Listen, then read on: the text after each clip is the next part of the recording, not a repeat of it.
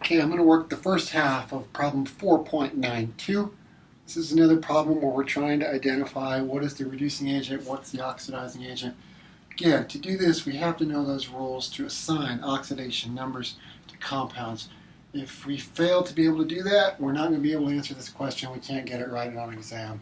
So I'm harping at this because it is indeed important.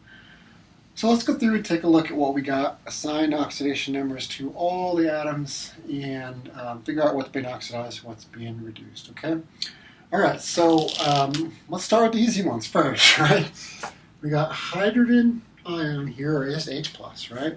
Protons, we might say. And if you got an ion by itself, well, the oxidation number is pretty simple to assign. It's just the charge on the ion. I can do that here.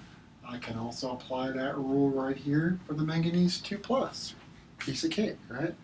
All right, so now we have a little bit more work to do because we've got chemicals which are combined with other elements. But nonetheless, we don't have to be terribly scared. I suppose we can start over on the right with some really familiar substances, like water and CO2. What's the rule for oxygen? It's typically -2, and in water, that's no exception. So if that's the case, if each oxygen is -2 in water, my hydrogen has to be +1 to offset that to make the neutral compound. That's the common oxidation state of H anyway, so no big surprise there. What about CO2? Well, the common rule for oxygen is -2 unless it's in peroxides. It's certainly going to be the case here. If that's true, then it looks like +4 has to be the oxidation number for my carbon to offset the two negative 2's. And I'm done with all my products at this point in terms of assigning oxidation numbers. Let's work back then to the left. Start with this ion. This is called permanganate. It's a nice pink purpley color in aqueous solution as it turns out. So assigning oxidation numbers, I was going to add a fact about permanganate, but I'm not going to because that'll give away the answer. But nonetheless, we'll assign the oxidation numbers for permanganate at this point in time. Now notice it's an ion, so the whole thing, the whole polyatomic ion has a -1 charge. We're going to have to take that into account. Remember, the sum of all of our oxidation numbers for all atoms have to equal -1, so it's going to work. We've got 4 oxygens. The typical rule for that is -2. If each one's -2, that makes -8. And for this whole thing to work out, I believe this must be +7 then. If that's +7, each one of these is -2. That makes -8. We have one more negative than positive, so the net charge is -1, and we're good. Okay, now, the only other compound we've got is the one on the far left. We're going to be least familiar with this one. This is oxalic acid. We need to assign oxidation numbers to 3 elements. Now, 2 of the 3, turns out, have pretty hard and fast rules. Okay, oxygen almost always is -2. Hydrogen almost always is +1. And I think that we're going to be able to use those rules here.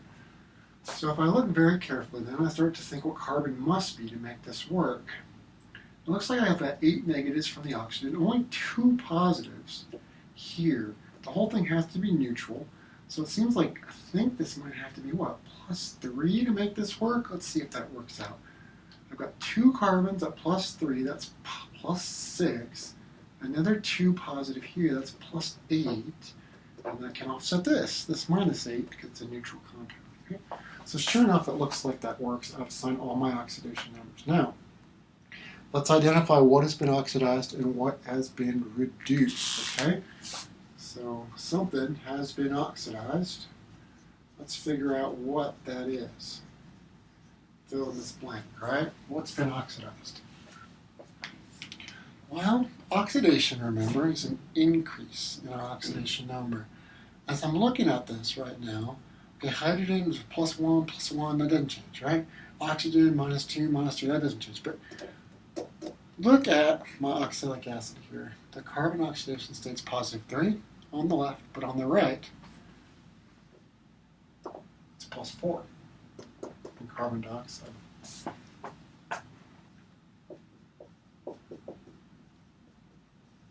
So I'll say my oxalic acid, my H2C2O4, has been oxidized as a result of this reaction.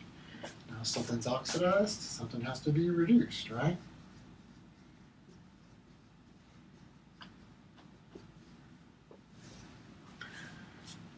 So I think for this, we have to look no further than our good friend, the permanganate ion.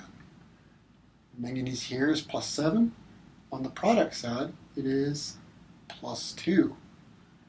It's been reduced. So I would say my permanganate has been reduced. Now the question asks us, what is the reducing agent and what is the oxidizing agent? Again, can be a little bit confusing terminology. But the reducing agent is the substance that's been oxidized, and the oxidizing agent is the substance that's been reduced. Okay? So my reducing agent has been oxidized. That's my oxalic acid. So this stuff is my reducing agent. Likewise, this permanganate